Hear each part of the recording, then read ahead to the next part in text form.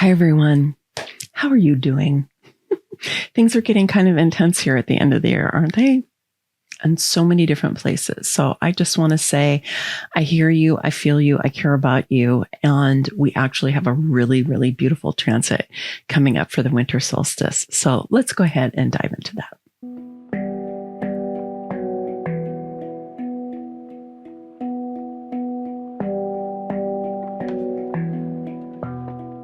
So on Friday, December 20th, which is the day before the Capricorn solstice, it's the winter solstice here in the north, and it is the summer solstice in the south. I'm going to be speaking more to the winter solstice because I live in the north. I've lived in the north my whole year, so I know it the best.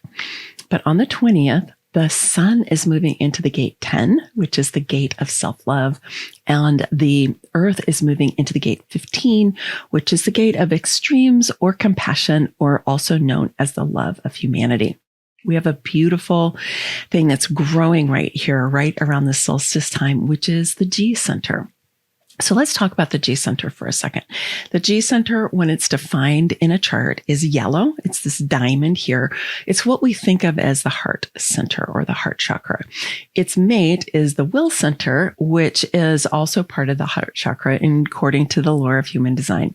And it's kind of where the power is because it is an engine in the chart. But the G center is the center for love, lovability, identity, and direction. And all of the different gates on the G center are gates about love. So let's go ahead and dive into this. The gate 10. Oh, the gate 10.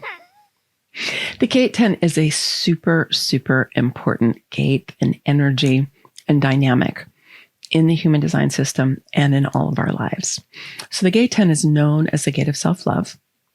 And, you know, historically, people think self-love is like narcissism or something. I mean, narcissism isn't actually self-love. It's self-absorption. It's the inability to actually see other people or care about other people or make them a priority in your life. Narcissism is you're always your priority, and the only thing you can see is what you need and what's good for you. So self-love is not that. Self-love is the ability to recognize that you are whole, that you are beautiful, that you are capable, that you're intelligent, that you are kind, that you are all these things, and that this is worthy of love. This is just who you are.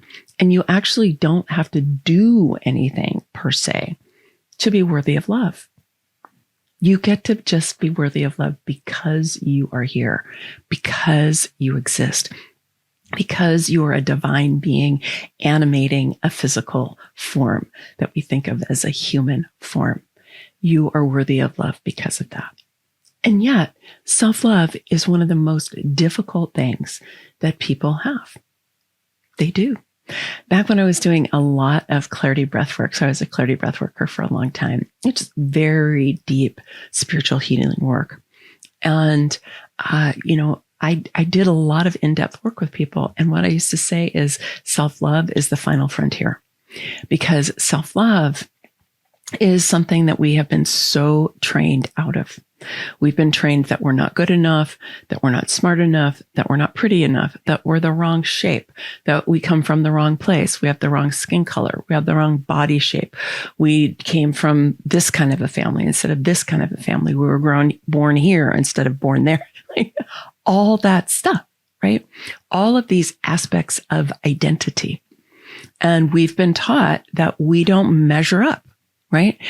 And what I want to say is that training is training that's designed to control us.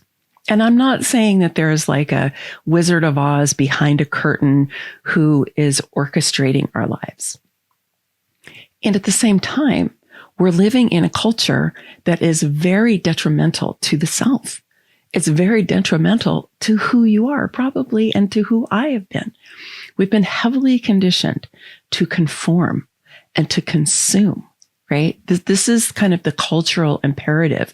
If you live in a Western culture, is conform, conform, conform, go to school, learn to do these things, be able to regurgitate it back, learn this body of knowledge. When you learn this body of knowledge, we will stamp you to say that you are now intelligent or something like that. And I say that I have a PhD, right? I have many, many, many years of schooling.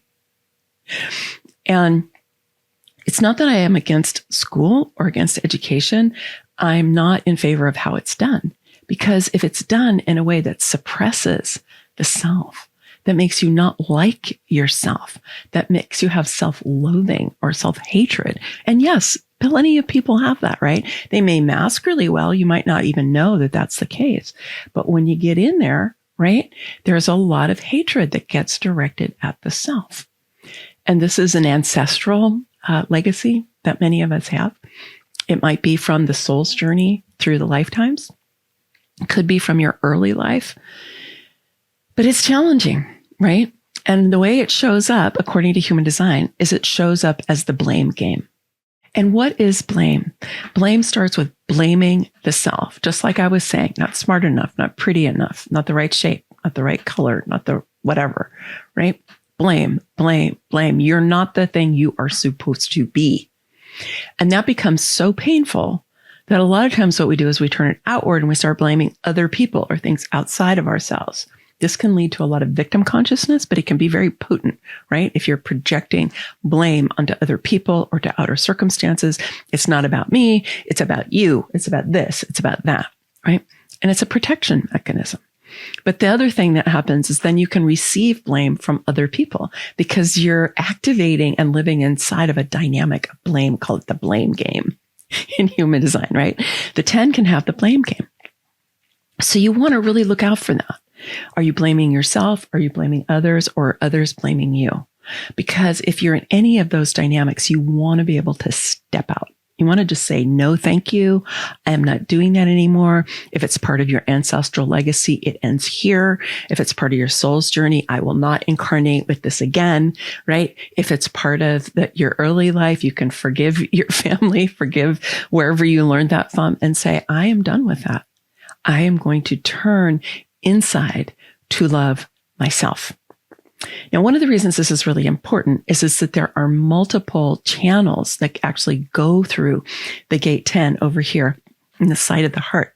There's 3 different channels that go through that and that go in and activate and bring power to the G center. So the sacral comes in here, the spleen comes in here, and the throat is connected. All of this is connected in here. And I actually have an in-depth exploration of the G center, which you can go and watch here. There's a whole playlist, and you can find the one that really unpacks about the gate 10. So I'm not going to go into that detail here. You can go and watch the video if you want to see it. But what I want to emphasize is, depending on how you're holding the energy of the gate 10, that's how your heart is stimulated, right? It's how your heart's going to get stimulated by the sacral center, which is the most powerful engine in the chart. Now, it could be that you have the channels that go directly from the down from the sacral up to the G center, right through the central channel. That is possible also. Nonetheless, this is a very important place for you to be looking at and raising to the highest frequency that you can. Because however you're feeling about yourself is how other people are going to feel about you. And you might be good at masking, but you still might be why are people mean to me? Why do they blame me for stuff? Why is this so challenging for me? Right? Well, look to your self-love. So some of the things you can do, right, is literally just put your hand over your heart and acknowledge yourself and say, sweetheart, you've been through a lot in your life, right? Being human isn't easy, and yet you are so lovable, right? And then look at things that you know that you have expressed, that you can be like, yeah, there's an expression of love that I have. Here's another expression of love. Here's another expression of love. And if you really need to, you can ask people in your life, what do you love about me? Right? People close in who you can trust, right? Don't go to people who are sketchy. Ask that question. Go to people who you trust, who you know love you, and ask them, say, what are 3 things you love about me? Get yourself a little collection of things and remind yourself about how lovable you are. Because a lot of times we have to reprogram ourselves, because the programming to that blame game, to that self-loathing can be very, very strong. pretty much everybody I ask about this, I'll say, how's your self-love? Generally, people are say, working on it. So if you're working on it, that's great. Continue, because it's actually huge. And while the sun is lighting up that gate 10, it's a really great time for you to be practicing this. If the 10 is open in your chart, this is a great time to just be imprinting the sense of, yes, I am lovable. I'm lovable. I'm lovable. Okay. And if it's defined in your chart, this is the time when the sun is there where you can help change your relationship to that energy. So take advantage. So the sun in the 10 is resting on the earth in the 15. So the 15, also on the G center, also all about love, right? The love of humanity, compassion. So compassion is a very high frequency energy. And it's one of the doorways we have to higher consciousness is when we can step into compassion. And compassion is about our ability to see the challenges, the suffering, right? The difficulties of other people, not to go there and join them to be in the suffering and the challenges that they have, but to be present to it, to be aware of it, and to be shining your own light of compassion on them. It's about caring. It's about empathy. It's about being willing to actually face the challenges that a person or people have and feel it and send your love to them right from that G center, right from that gate 15. So that's the invitation for you here, is to ground yourself in the ability to feel compassion for humanity. And you can start with compassion for people who are close in your life, people that you know of. There's a lot of people going through a lot right now. So have compassion for them. Like I have some friends going through some really deep, challenging situations. And I just like compassion. It'll raise your frequency and it'll help them feel better. So in addition to the sun and the earth being in gates on the G center, the nodes also have moved into 2 different gates on the G center. They did this at the beginning of the month, December 4th, and they're going to be there till the end of January. And they're in the gate 46, which is the love of the body, and the gate 25, which is the love of spirit. So if you look at the G center that's being lit up during this transit, you can see that all 4 of those gates are really activated now, right? So that means during this season, that you have the opportunity to really expand your ability to love your body, to love your connection to source, to love yourself, and to love each other. What better spirit that we have as we move into the solstice. So the solstice, which is happening on the 21st, which is Saturday, I've heard from people that actually the day before, the 20th, is a more powerful date moving into the solstice. You can decide whatever it is that you think about that. The solstice is one of the 4 really pivotal astrological and astronomical days of the year, whether we either have pivot points, which are the solstices, or we have balance points, which are the equinoxes. And ancient peoples all over the world acknowledged these different moments of the seasons of the year because they were really important for them to understand, where are we in relation to the sun and the cosmos? Is this a time for us to start planting seeds? Is it a time for us to move forward and to grow and bring in new harvest? Is it a time for us to be gathering, right? What is it a time for? So the solstice in the wintertime, right, is where we're going through the longest night. And if we think about our ancestors and what they experienced before we had electricity, before we had inside heat, right? Here we are. Food might be getting a little bit scarce. Hopefully we've got enough of it to get through the winter, right? But it's cold and it's dark. And there's a little bit of a feeling like, is it going to get warm again? Is it going to come light again? And so that's why we hail the return of light at the winter solstice, because every day, after the winter solstice will get longer and longer and longer.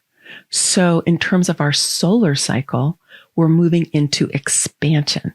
January 1st is just a made up date, honestly, in the Gregorian calendar. It's not related to any heavenly body or celestial body. It's a made up thing. But the solstice is not a made up thing, right? The solstice is a signal that we are moving into a new time, that we are pivoting, right? We've been contracting. And now right here, we're going to pivot, and then we're going to start to expand and expand and expand. And we don't necessarily feel it immediately. Wintertime is still cold, right? What we think of as winter, which happens after the solstice. It's still cold, but the days are getting longer and longer. So this is a wonderful time for us to just be acknowledging our beingness as being part of a solar system, being connected to the sun, which is our own star, being of this earth, but also of the stars, right? We are human beings that are spirit in material form. And so just acknowledging this aspect of who we are, and acknowledging that, yes, this is a time for rest. This is a time for restoration and rejuvenation, lots of sleep. Watch if you're out partying a lot. You probably aren't going to feel so great come January if you do that. So make sure that you're getting your rest this time. And it's a time for prayer. It's a time for reflection. How did my year go so far, right? And how will my next season go?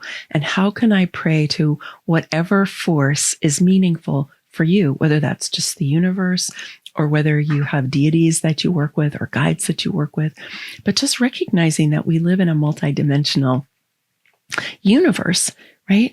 And that we're connected to that, and that we are energetic beings just as much as we are material beings, and that we respond to these cues that are going on.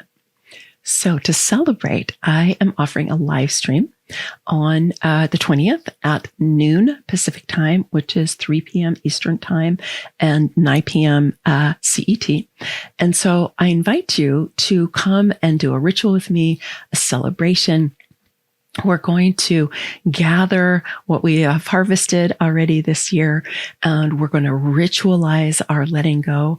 And then we're going to plant seeds for ourselves, which are just kind of energetic little bits that we're giving our energy to, that will have the opportunity to begin to grow and grow and grow and expand as the light expands. The link for that will be down in the description. And it is going to be live streamed on YouTube. And then if you can't make it live, the recording of it will be on my channel. So I hope I'll get to connect with you there. Okay. Many blessings. Much love. Bye for now.